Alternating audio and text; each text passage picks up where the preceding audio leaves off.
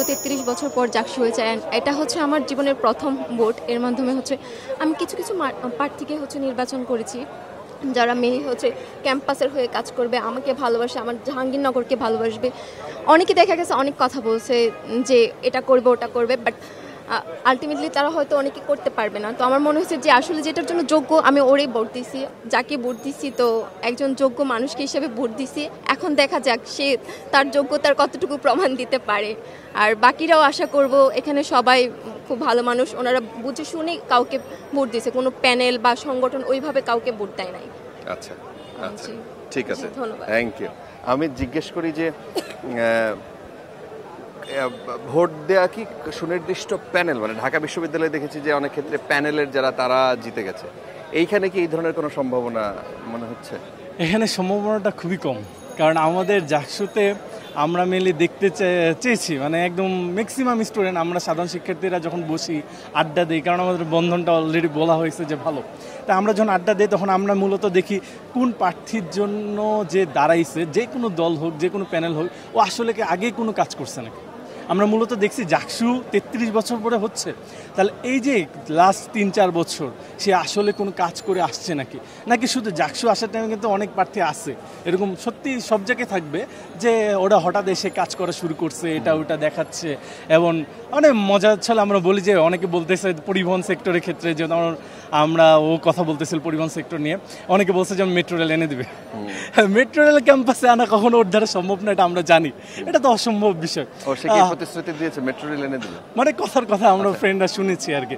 যেমন অনেকে বলে যে আমি এই করে দিব সেই করে দিব, এটা তো অসম্ভব। ওটা জাকসু দেখে এরকম লোভনীয় ইশতেহার দিচ্ছে, তা আমরা এটা জানি। সাধারণ শিক্ষার্থী জাহাঙ্গীরনগরের বিশেষ করে এরকম শিক্ষার্থী আমরা নাই যারা আমরা এগুলো বুঝি না। আমরা জানি যে গত কয়েক বছর ধরে কারা কাজ করছে, যখন জাকসু নিয়ে কোনো আলাপ আলোচনাই হয় নাই তাদেরকে আমরা দিয়েছি। এর জন্য আমার মনে হয় আমার আশেপাশে ফ্রেন্ড সার্কেল সিনিয়র জুনিয়র সবার থেকে মনে কেউ চোখ বন্ধ করে একটা প্যানেলে ভোট দিয়ে দেবে এরকম হওয়ার কথা না। কি হওয়ার কথা, মানে মিক্সড হবে, মিক্সড হওয়ার সম্ভাবনা অনেক বেশি।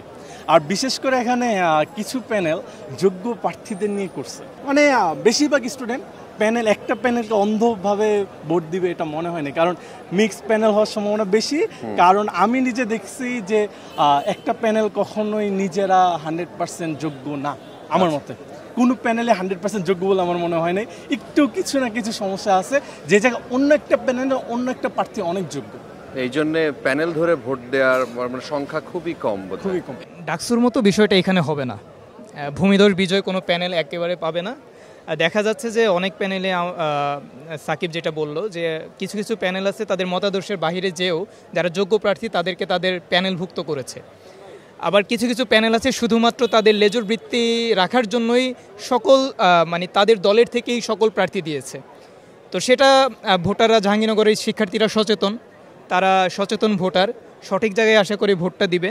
আমি মনে করি আমাদের ক্যাম্পাসের সিনিয়র জুনিয়র এবং বন্ধু যারা রয়েছেন সবাই সচেতন, তারা যোগ্য প্রার্থীটাকেই খুঁজে নেবেন। এবং ডাকসুর মতো হবে না যে কোনো একটি প্যানেলের ভূমিধস বিজয় হবে, এটা কখনোই হবে না।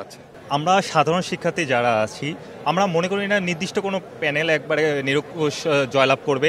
আমরা মনে করি সবাই যতগুলো প্যানেল আছে সব ক্ষেত্রে থেকে যারা কী বলে প্রতিভাবান, যারা ক্যাম্পাসের জন্য কিছু করেছে, আমরা তাদেরকে নির্বাচিত করব বা করেছি বলে আশাবাদী।